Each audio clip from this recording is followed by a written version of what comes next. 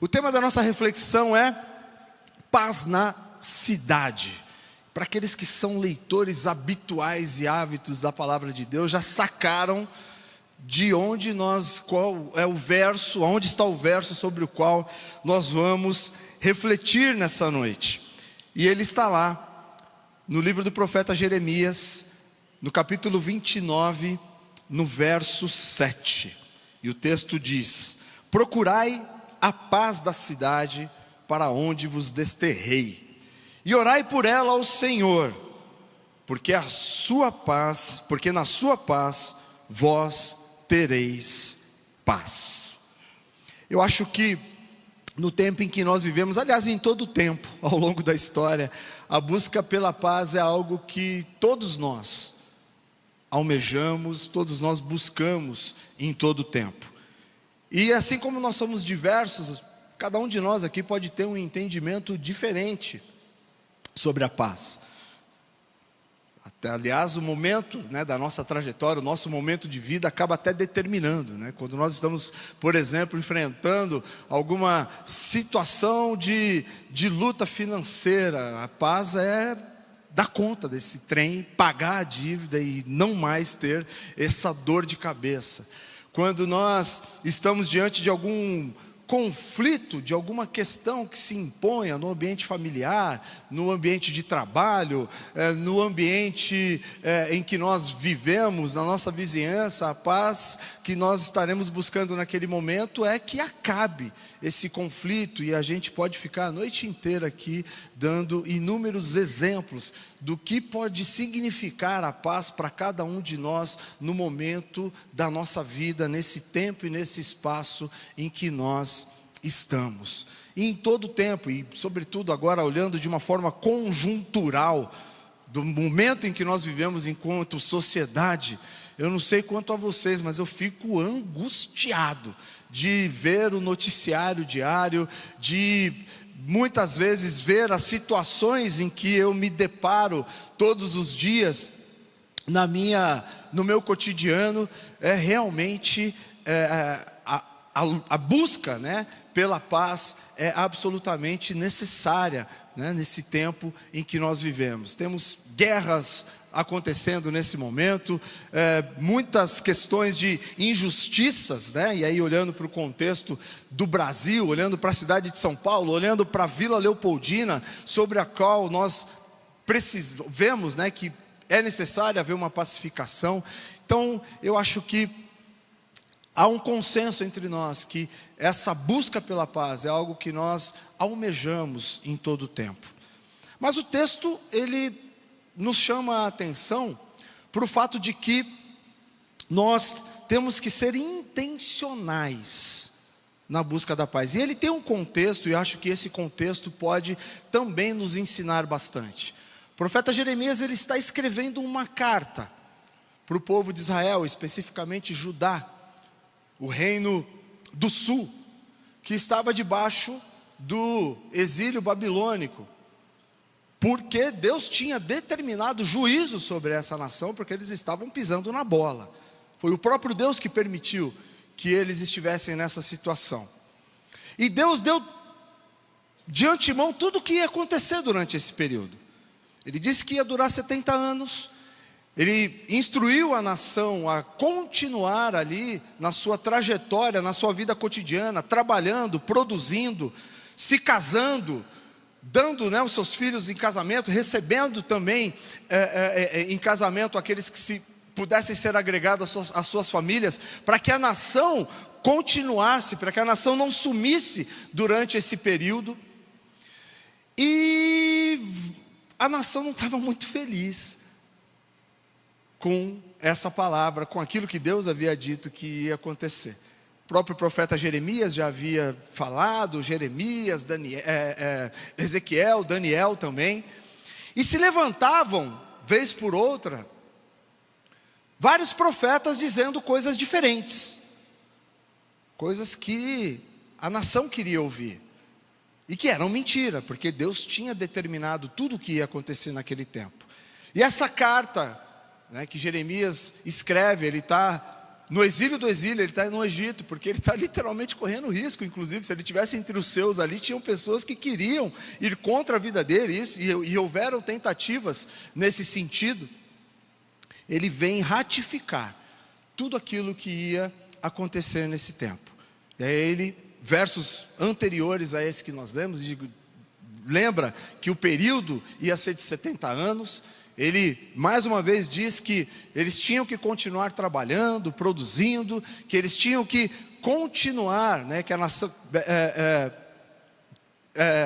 se casando e tendo filhos para que a nação não sumisse. E aí, nesse verso, ele diz, olha aí, procurem a paz na cidade para onde eu vos desterrei, porque na paz, e orem ao Senhor por ela, porque nessa paz coletiva vocês terão paz. E eu penso que o que esse verso nos traz como ensinamento e reflexão é aplicado para qualquer tempo e espaço da história da humanidade, e para o nosso tempo e espaço, para a nossa história hoje também. Não faz nenhum sentido eu pensar que eu vou ter uma paz do ponto de vista individual, sem que essa paz alcance aqueles que estão no meu entorno imediato. A minha família em primeiro lugar, e a minha família, o meu núcleo, nesse momento ele é bem pequenininho, sou só eu e aquela moça linda que está aqui na primeira fileira, e eu sempre faço isso para que ela fique bem constrangida mesmo. Quer ficar de pé, meu amor? Fica.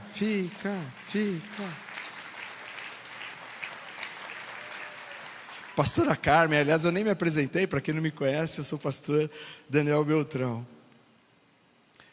Sem que essa paz alcance a minha vizinhança, sem que essa paz alcance a minha cidade, sem que essa paz alcance a minha nação, não faz nenhum sentido. Esse texto de verdade, ele traz algo que é lógico. O alcance da paz, viver a paz, diz respeito ao coletivo, a todos, né, com quem nós convivemos em todo o tempo. Eu vou ler aqui alguns significados sobre a paz. E aí, primeiro significado que eu vou trazer aqui é do próprio dicionário, que diz que a paz é um estado de tranquilidade e harmonia, tanto no interior de uma pessoa, quanto no local ou em uma sociedade.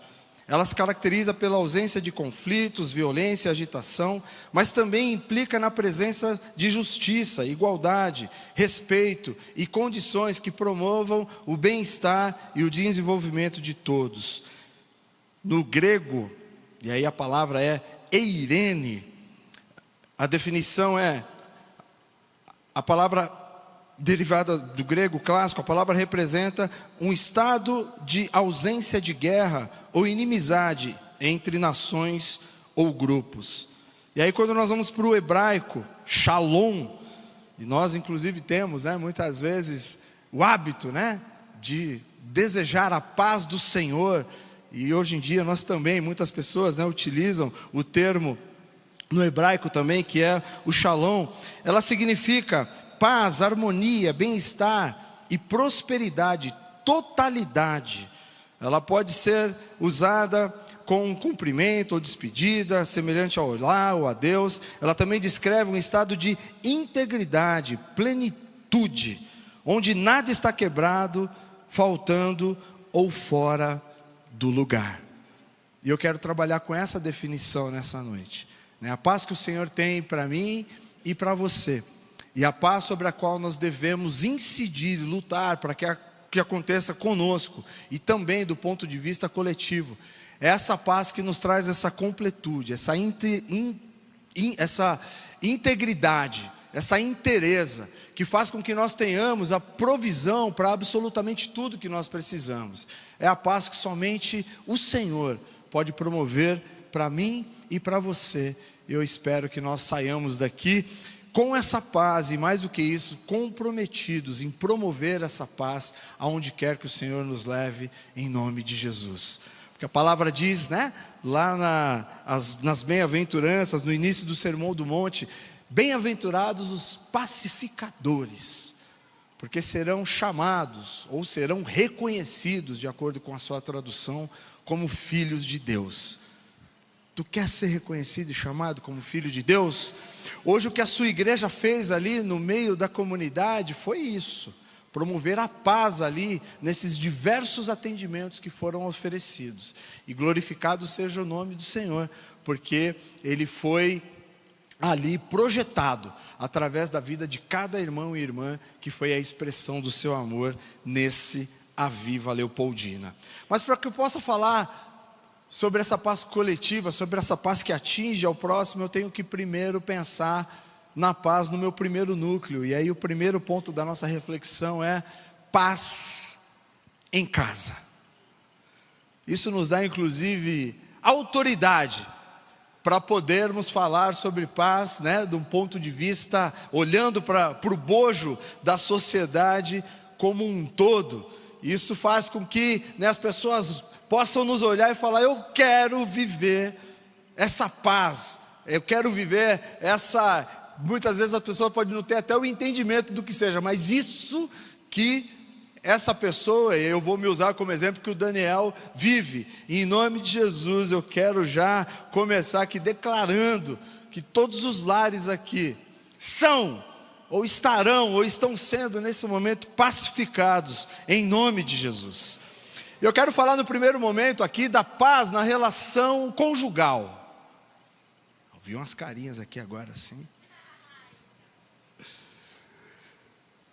E o texto sobre o qual eu quero refletir é o texto que é o rudimento, que é o fundamento do casamento. Ele está em Gênesis, no capítulo 2, versos 24 e 25. E o texto diz o seguinte, todo mundo sabe de cor e salteado: por isso deixa o homem pai e mãe e se une à sua mulher, tornando-se os dois uma só carne. Ora, um e outro, homem e sua mulher, estavam nus e não se envergonhavam.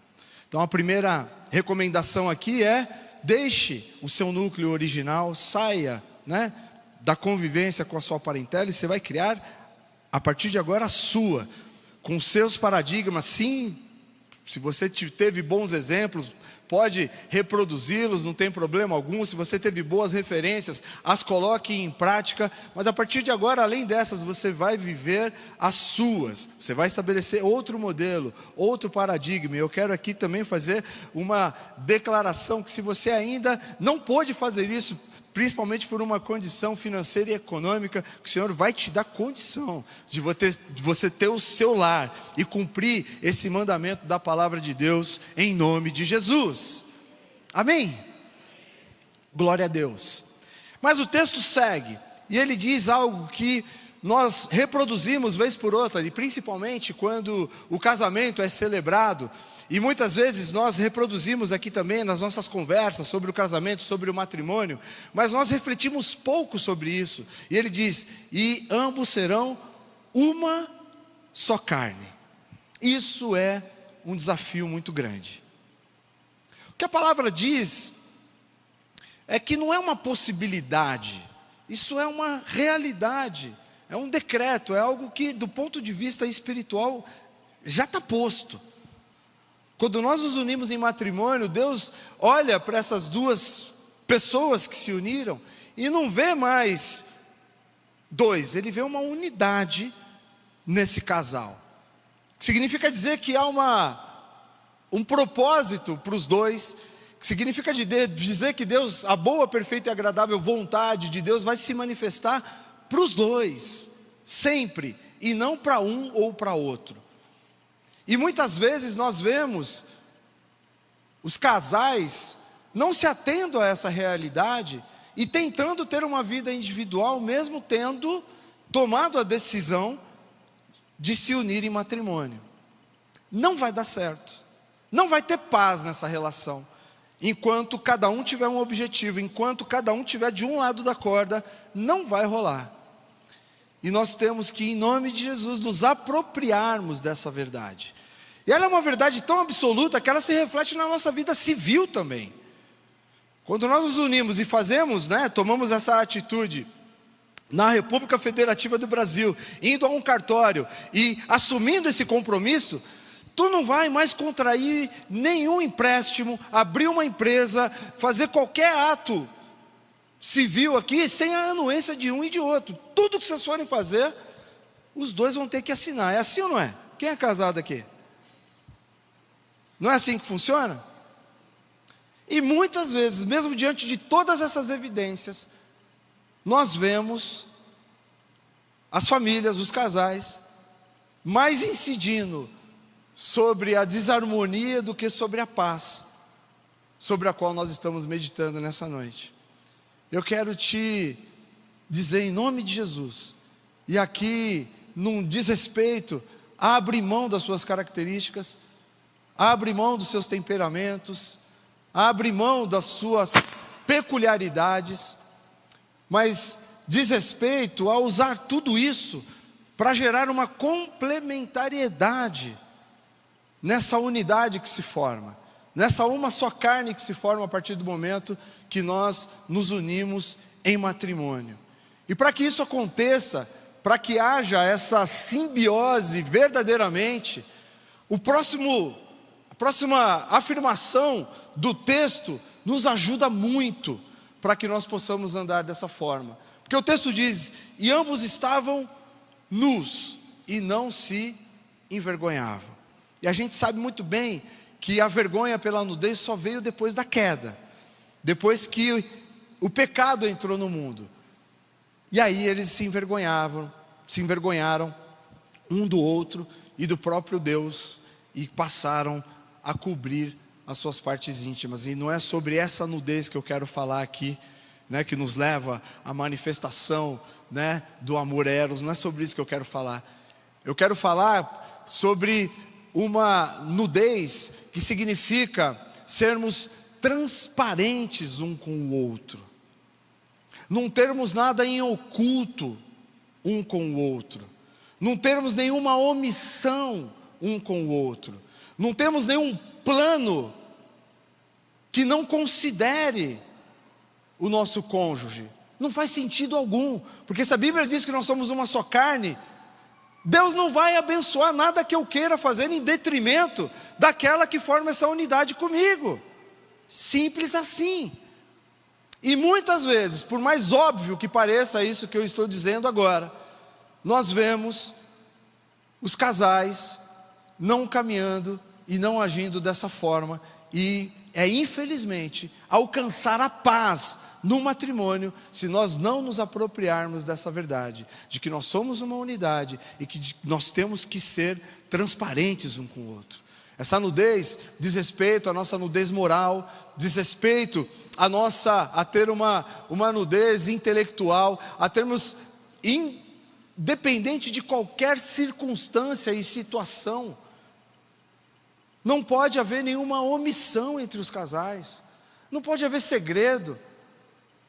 Que em nome de Jesus, todos os cônjuges aqui tenham no seu marido, na sua esposa, a pessoa com quem você goza da maior intimidade que uma relação pode trazer, que todos nós possamos ter absolutamente tudo em comum e ter um no outro o seu amigo, com que você compartilha absolutamente tudo que acontece na sua vida.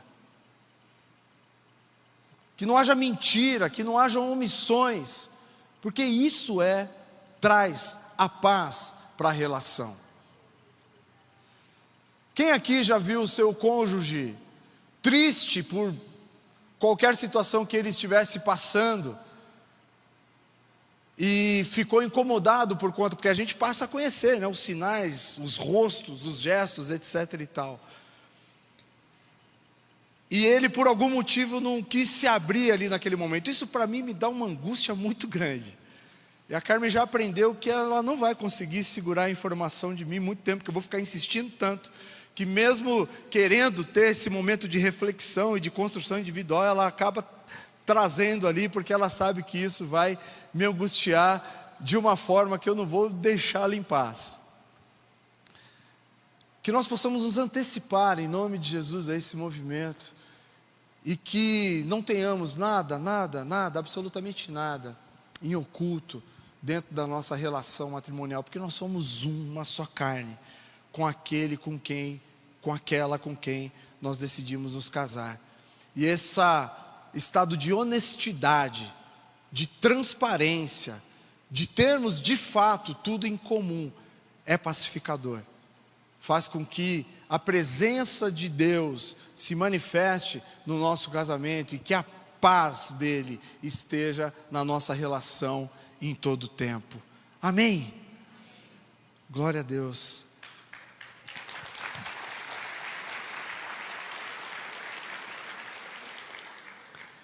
Eu quero falar aqui sobre outras relações, relação entre pais e filhos.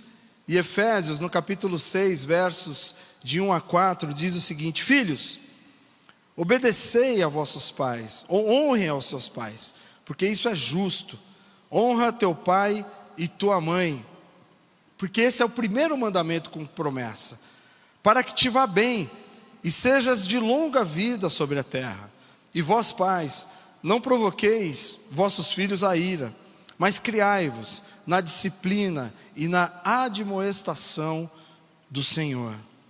Honra aos nossos pais, independente do tempo em que nós estamos, e por óbvio, quando nós somos crianças, adolescentes, estamos ainda debaixo da tutela deles, e esse mandamento é mais inexorável ainda, nós temos que colocá-lo em prática de uma forma inequívoca.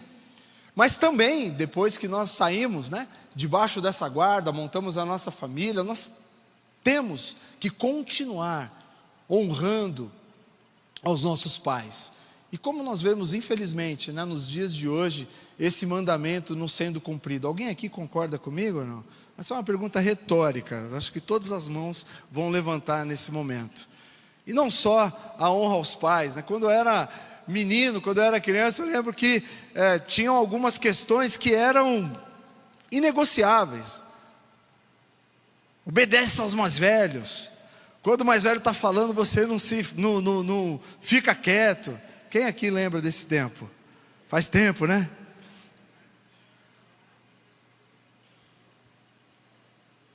Mas que nós possamos, e principalmente aos jovens aqui presentes, em nome de Jesus, cumprir esse mandamento. E a Bíblia diz que quando nós andamos dessa forma, tudo nos vai bem.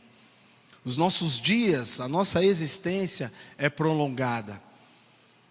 Gente, eu trabalho em algumas frentes com pessoas que estão numa situação de extrema vulnerabilidade. Eu vejo que quando nós vamos investigar, conversar com essas pessoas e conhecer a história delas, normalmente a queda começa no momento em que houve desonra na relação entre os pais, com os pais, ou quebrando alguma cadeia de autoridade instituída na vida dessas pessoas. Que nós não incorramos nesse erro em nome de Jesus. Nossos pais podem sim tomar algumas decisões erradas, algumas atitudes com as quais nós não concordamos, mas eles continuam sendo nossos pais. A Bíblia não diz para que nós honremos e obedeçamos aos pais que são perfeitos, inclusive segundo a nossa égide, segundo aquilo que nós achamos, a forma como nós achamos que tem que ser. Ela diz que nós temos que obedecê-los, simplesmente porque eles são os nossos pais. Que nós possamos colocar isso em prática, em nome de Jesus, para que possamos viver em paz, para que possamos viver a bênção do Senhor, e para que possamos, em nome de Jesus, dar exemplo àqueles que estão no nosso entorno também. E aos pais, a Bíblia é muito clara também, no que diz respeito ao comportamento que tem que ter com seus filhos. Não incite a ira do seu filho, e cuide deles, admoesta-os, corrija-os na palavra de Deus. Que a Bíblia seja a sua bússola em todo o tempo, em nome de Jesus, na educação do seu filho. A palavra diz, ensina a criança no caminho em que ela deve andar, e quando ela for adulta, ela não vai se desviar desse caminho. Tenho absoluta certeza que muitos aqui dos mais velhos são viveram, são testemunhas, né, dessa palavra, são exemplos vivos desse texto, e que em nome de Jesus, que essa verdade seja também cumprida por você, pai. Ensine, eduque o seu filho, segundo o que a palavra de Deus estabelece como princípio e como valor. E nós vivemos um tempo em que, infelizmente, a palavra de Deus está sendo cada vez mais relativizada, que as pessoas estão querendo viver segundo aquilo que esse tempo determina, seguindo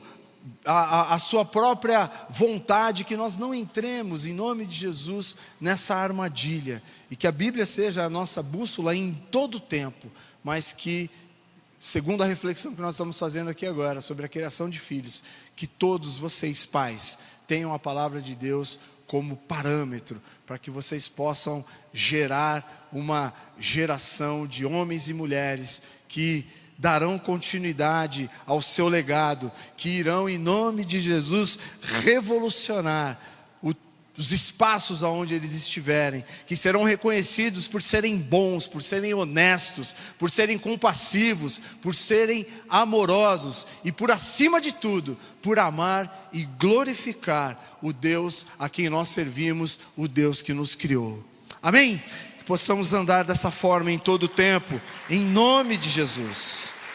Em nome de Jesus. E que o seu lar, que a sua casa seja pacificada, mas não só pelo ato de você buscar e pedir essa paz, que sim, o Senhor entrega a todos nós em todo o tempo, mas porque você, de forma intencional, busca, coloca essa paz em prática, no seu relacionamento conjugal, no seu relacionamento com seu filho, no seu relacionamento com o seu pai, e que essa paz possa alcançar a todos os lares que puderem ter contato com vocês, em nome de Jesus.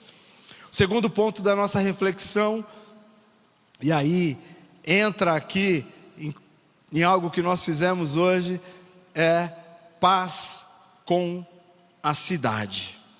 E aqui eu já quero dizer que é impossível, né, nós esgotarmos esse tópico da nossa reflexão somente nesse tempo em que nós temos, mas a proposta, né, que o texto nos traz é que, para que nós alcancemos, né, a paz, para que nós vivamos a paz, nós temos que também promover essa paz nos ambientes aonde nós estamos. Eu vou ler um texto um pouquinho longo aqui, que todos nós conhecemos, mas quanto mais eu leio da palavra de Deus, menos eu tenho que falar. Então eu peço que, se você puder acompanhar, que você abra aí, acesse a sua Bíblia, ou simplesmente acompanhe a leitura aqui no telão, no livro de Tiago, no capítulo 2, versos de 14 a 26. E o texto diz: meus irmãos, qual é o proveito se alguém disser que tem fé, mas não tiver obras? Por acaso semelhante fé salvá-lo? Se um irmão ou irmã estiverem carecidos de roupa e necessitados de alimento cotidiano, e qualquer dentre vós lhes disser: ide em paz, aquecei-vos, afartai-vos, sem contudo lhes dar o necessário para o corpo, qual proveito é disso? Assim também a fé, se não tiver obras, por si só é morta. Mas alguém dirá: tu tens fé, eu tenho obras, mostra-me essa tua fé sem as suas obras, e eu com as obras mostrarei a minha fé. Crês tu que Deus é um só? Fazes bem, até demônios creem e tremem.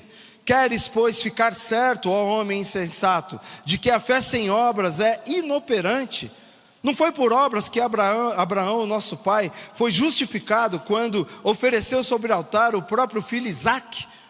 Vês como a fé operava juntamente com as obras? Com efeito, foi pelas obras que a fé se consumou, e se cumpriu a escritura, a qual diz: ora, Abraão creu em Deus, e isso lhe foi imputado para a justiça, e foi chamado amigo de Deus.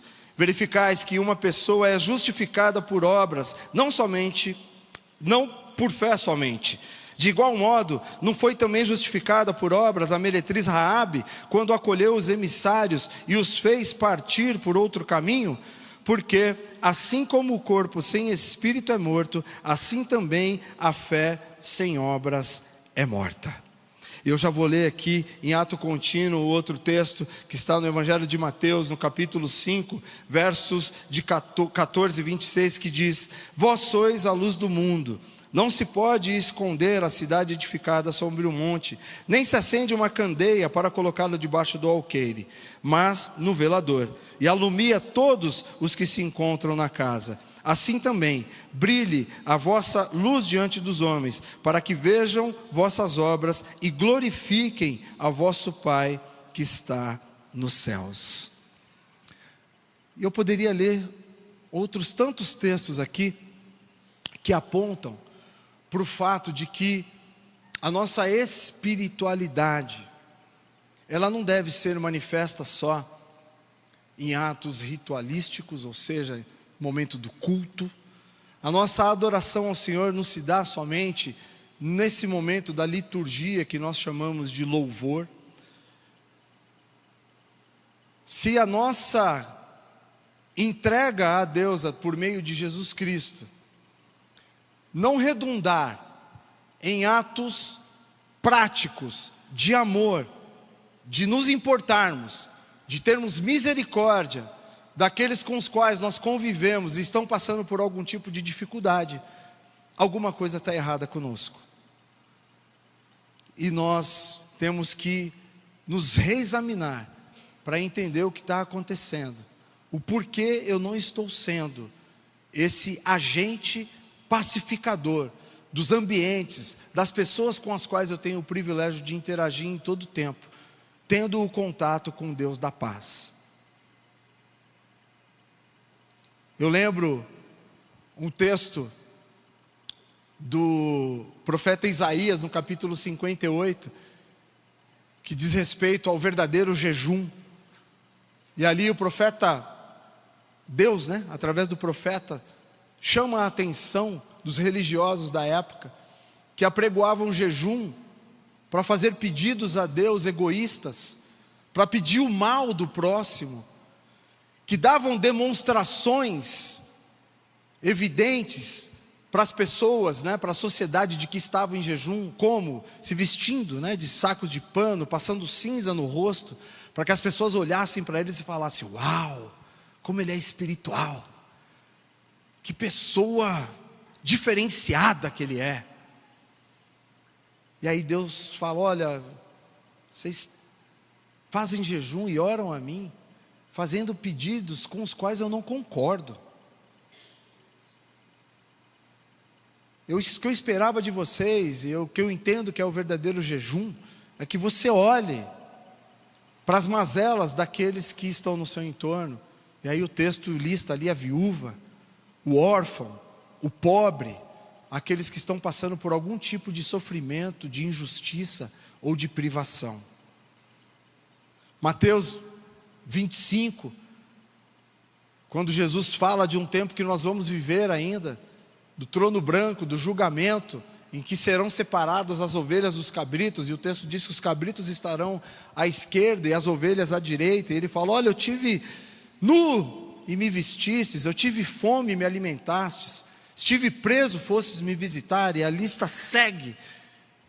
E vocês perguntarão a ele: quando foi que isso aconteceu?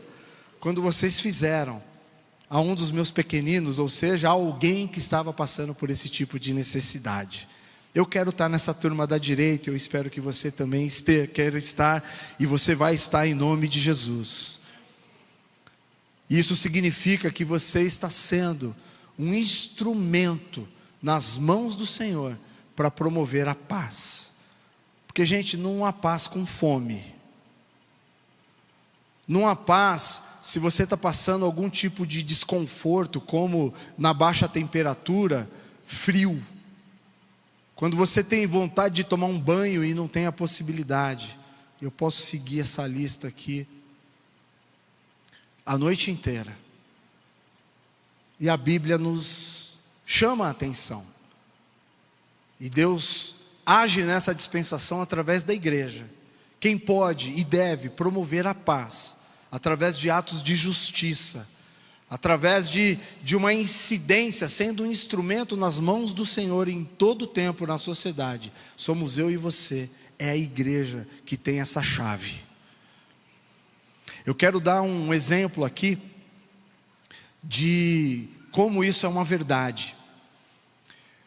Eu já participei de inúmeros mutirões como esse que nós realizamos, o Aviva Leopoldina, e teve uma ocasião em que nós realizamos um mutirão lá na cena de uso de drogas, né, chamada de Cracolândia, que foi dissipada recentemente lá na região da Luz, em que nós nos organizamos ali como igreja em missões cristãs e conseguimos centenas, dezenas de vagas para tratamento de dependência química para aqueles usuários ali de crack. E nesse mutirão nós tínhamos nos organizado ali para oferecer essa internação para 90 pessoas. E para nossa surpresa, 130 pessoas aceitaram essa oferta e saíram da rua nesse dia. E foi uma grande vitória, estávamos muito felizes com isso, e participaram desse evento também os agentes públicos de saúde e de assistência social. E alguns deles vieram nos procurar ali e falaram: o que acontece? Nós estamos aqui todos os dias tentando fazer ofertas semelhantes a que vocês trouxeram aqui para essa turma, e nós não conseguimos sensibilizá-los. E foi a oportunidade que nós tivemos ali também de falar do amor e do poder de Deus para a vida dessas pessoas, e dizer para eles: essa não é algo que diz respeito à nossa habilidade, porque do ponto de vista da habilidade, vocês são muito mais capacitados que nós. Vocês fizeram faculdade de assistência social, fizeram faculdade na área de saúde, são médicos sanitaristas e por aí vai. O que faz diferença, que fez diferença aqui nessa ação, foi a ação e o mover do Espírito Santo através da nossa vida. Agora imagina se isso fosse para além de um mutirão apenas, de um evento, fosse uma ação contínua da igreja. Que revolução nós poderíamos, fazer nas diversas injustiças e diversas causas que nós temos na nossa sociedade. Que nós possamos, em nome de Jesus, sairmos daqui dessa reflexão comprometidos com isso que a palavra diz que nós temos que fazer, que é incidirmos, lutarmos pela paz na nossa sociedade. E a Bíblia diz que nós temos que sim fazer obras, porque a fé sem obras é morta. Não é pelas obras que nós seremos salvos, amém? É pela fé, mas nós somos salvos pela fé para as obras. Essa é a lógica do processo. Mas o texto lá de Jeremias diz que nós também temos que orar, buscar ao Senhor para que essa paz seja manifesta.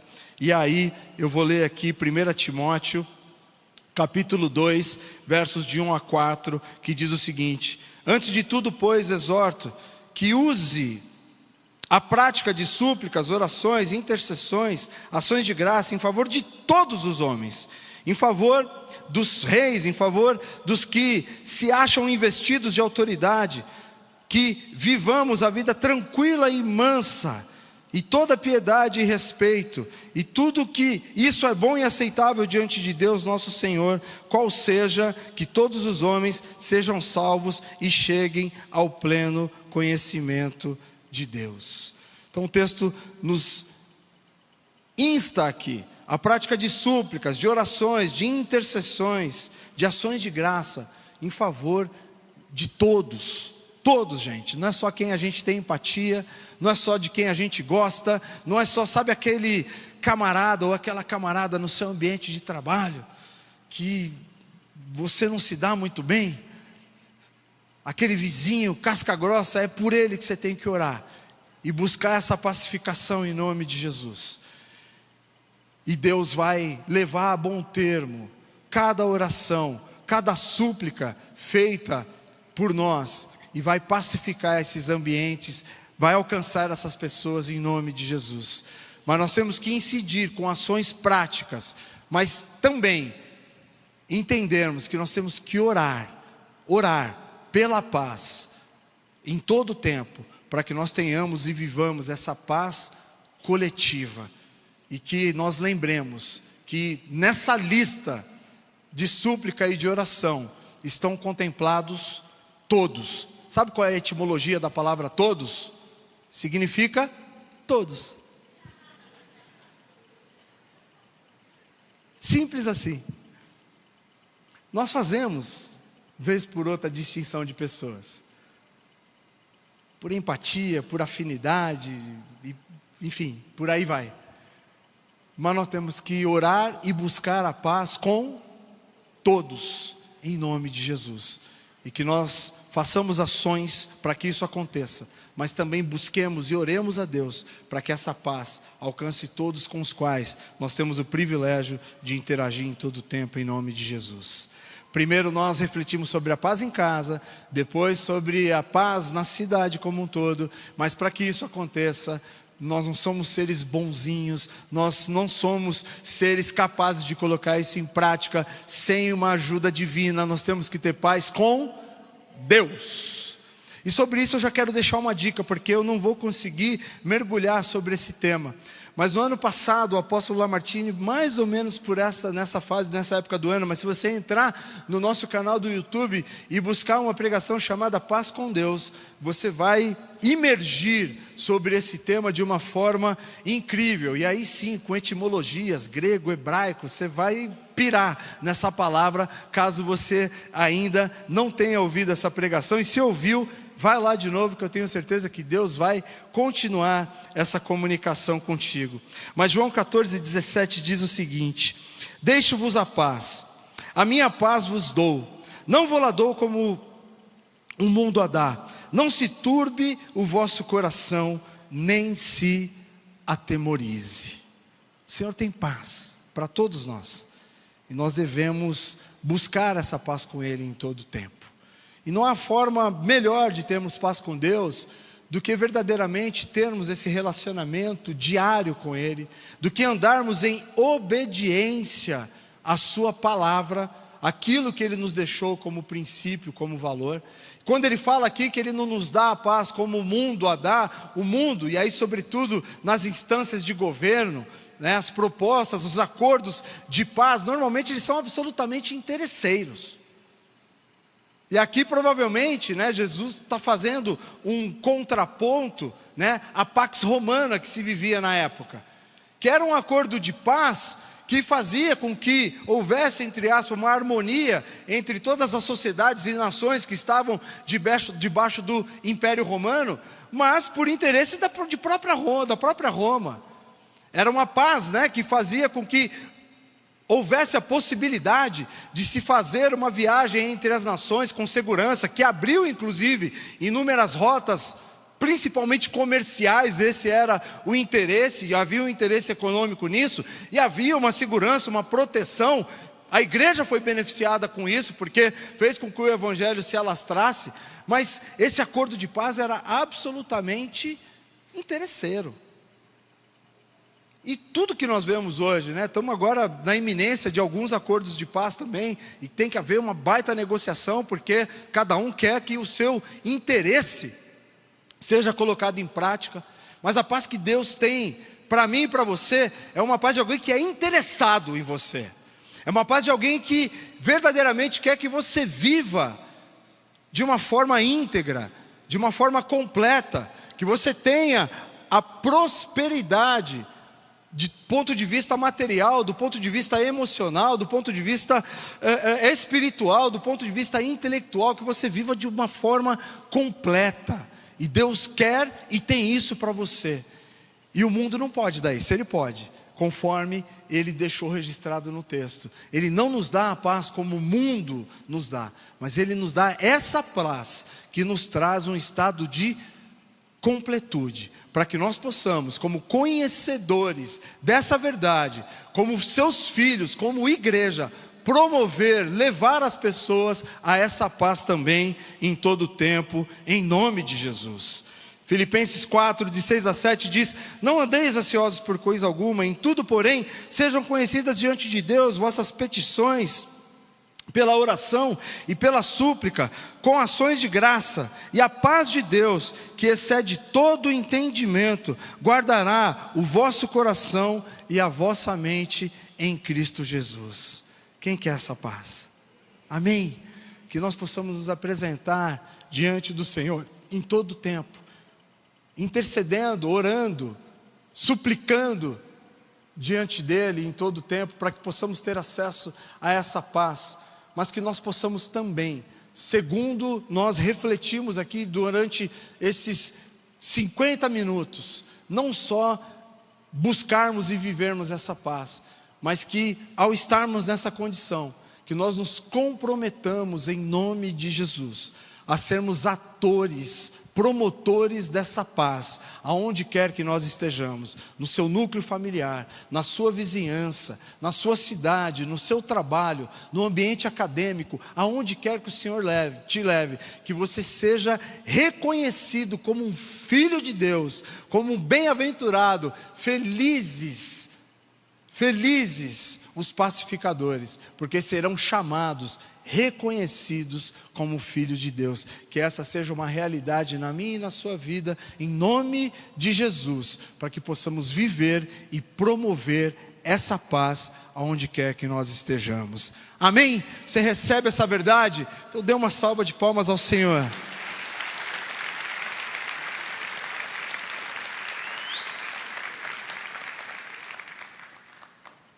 E eu quero, nesse momento, pedir que todos que aqui estão, fechem os seus olhos.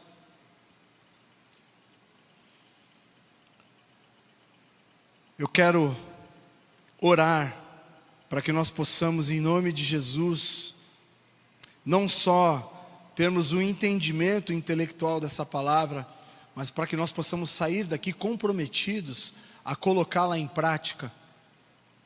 Mas antes de orar aqui por todos, eu quero me direcionar a você que talvez esteja aqui pela primeira vez, ou já esteve aqui por outras tantas vezes, e que não entregou a sua vida a Jesus, e que não o reconheceu como Senhor e Salvador da sua vida, e que não fez uma oração de confissão de fé. E eu quero te dizer que, segundo nós refletimos nessa noite, o Senhor, o Deus da paz, Ele é o príncipe da paz. Ele tem todo interesse de pacificar a sua vida nessa noite. E eu quero te dar essa oportunidade nesse momento. O meu convite não é por uma mera troca de religião, não, até porque a religião, apesar do termo significar religar, ela tomou uma conotação tão diferente disso no tempo em que nós vivemos, mas significa verdadeiramente você ter um relacionamento com Deus por meio de Cristo, porque Ele é o caminho, Ele é a verdade, Ele é a vida. A palavra de Deus na carta de Paulo aos Romanos diz que nós cremos com o coração para a justiça, mas com a nossa boca nós confessamos para a salvação. E é por isso que nós sempre damos oportunidade àqueles que querem se entregar a Jesus a fazer isso num ato público, assim como Ele fez por cada um de nós num ato público, na cruz do Calvário. Ele se entregou para que nós tivéssemos acesso a essa salvação e a remissão dos nossos pecados. Estão todos de olhos fechados nesse momento, somente eu estou de olho aberto aqui. E se você é essa pessoa, assim, enquanto eu estou falando aqui, você sente seu coração ardendo e você quer fazer esse compromisso com Cristo, eu peço que você faça um sinal com a sua mão, para que eu possa te ajudar a fazer essa oração, em nome de Jesus. Se você é essa pessoa, se você quer entregar a sua vida para Jesus nessa noite, eu peço que você levante a sua mão, para que eu possa te ajudar e fazer essa oração contigo. Eu não vejo nenhuma mão levantada e vou fazer a pergunta pela última vez. E peço que, em nome de Jesus, você não se sinta constrangido. Quero repreender toda a amarra, toda a malignidade nesse momento. e te dá mais uma vez a oportunidade de se entregar para Jesus nessa noite. Amém? Acho que não temos ninguém que quer fazer esse compromisso nesse momento. Eu quero dar a oportunidade para você que nos acompanha pela internet. Se esse convite tocou o seu coração e você quiser fazer essa entrega, eu peço que você aí, mesmo à distância, repita essa oração comigo. Senhor Jesus, eu reconheço que o Senhor é o Messias. Eu reconheço o sacrifício que o Senhor fez na cruz do Calvário para minha salvação e para a remissão dos meus pecados. E eu peço perdão pelos meus pecados e peço e me entrego totalmente ao Senhor nesse dia. Eu te reconheço como o meu único e suficiente Salvador. Escreve meu nome no livro da vida, aonde ninguém pode apagá-lo. Eu peço que a igreja dê uma salva de palmas ao Senhor. E eu não sei se você fez essa oração que eu fiz com a turma da internet, mas eu quero te dar essa oportunidade de fazer essa oração comigo nesse momento. Como é seu nome? Patrícia. Repita comigo. Senhor Jesus, nessa noite, eu entrego a minha vida ao Senhor. Peço perdão pelos meus pecados. Renuncio a todo pacto que eu fiz no passado. E te reconheço como Senhor e Salvador da minha vida.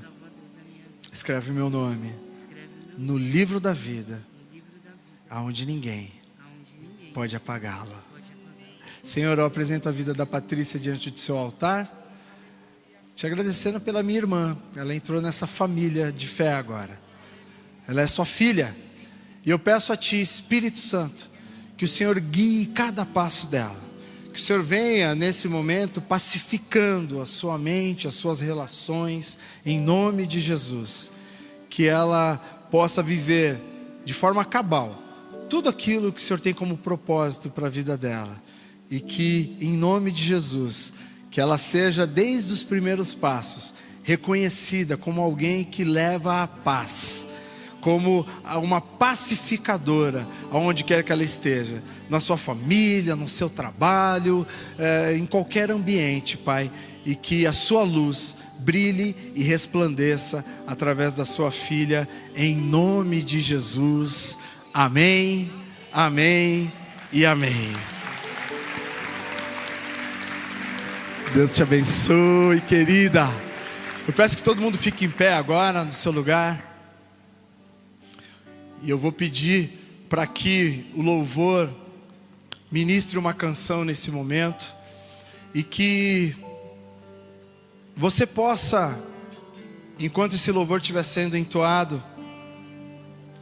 a partir da reflexão que nós fizemos aqui, se há alguma incompatibilidade, se você não tem sido esse promotor ou promotora de paz, em todos os níveis, desde as nossas primeiras relações, nas relações mais íntimas, até as relações que nós estabelecemos em sociedade, que você possa, em nome de Jesus, pedir a Deus para que você receba essa unção nessa noite, em nome de Jesus. É óbvio que é necessário haver um compromisso. O texto diz: promova a paz, é imperativo. É imperativo.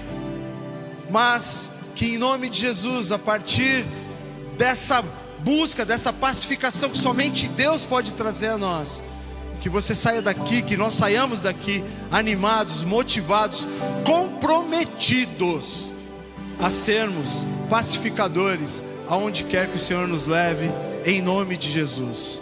O Senhor está aqui, o Espírito Santo está se movendo nesse lugar. Não perca essa oportunidade. Peça, se você tiver que pedir perdão porque não está agindo dessa forma, peça perdão.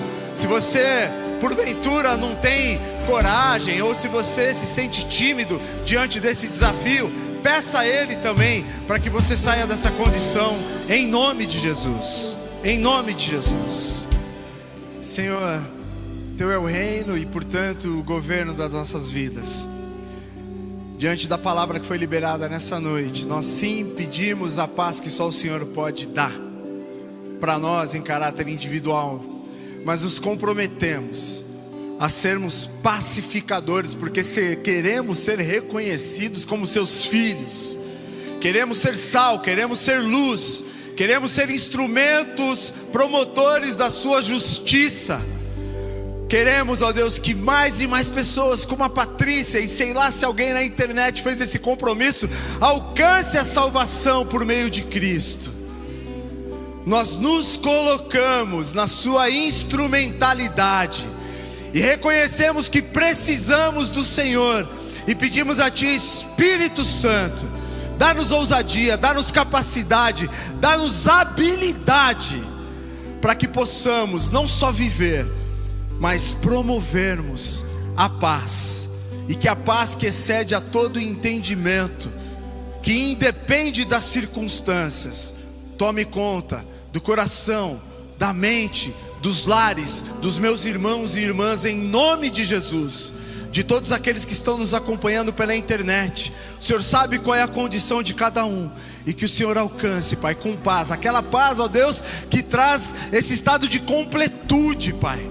A paz, ó Deus, que traz um estado que somente o Senhor pode promover em nossas vidas. É essa paz, Pai, que eu ministro, ó Deus, que eu declaro sobre a vida dos seus filhos e filhas, em nome de Jesus, em nome de Jesus. E que nós possamos, ó Deus, colocar em prática tudo aquilo que nós aprendemos nessa noite. Essa é a nossa súplica, e nós rendemos a Ti toda honra, toda glória, todo louvor e toda adoração, e oramos em nome de Jesus. Amém, amém e amém. Glória a Deus. E eu vou terminar esse culto como o pastor Ramon sempre termina, fazendo uma oração que o Senhor Jesus nos ensinou, a oração modelo, a oração do Pai Nosso. Erga suas mãos aos céus. Aliás, dê a mão para a pessoa que está do seu lado, e vamos orar juntos. Pai Nosso, santificado seja o Teu nome. Venha a nós o Teu reino. Seja feita a Tua vontade, assim na terra como no céu. O pão nosso de cada dia nos dai hoje. Perdoa as nossas dívidas, assim como nós perdoamos aos nossos devedores. E não nos deixes cair em tentação, mas livra-nos do mal, pois Teu é o reino, o poder e a glória para sempre. Amém. Que Deus abençoe a sua semana em nome de Jesus.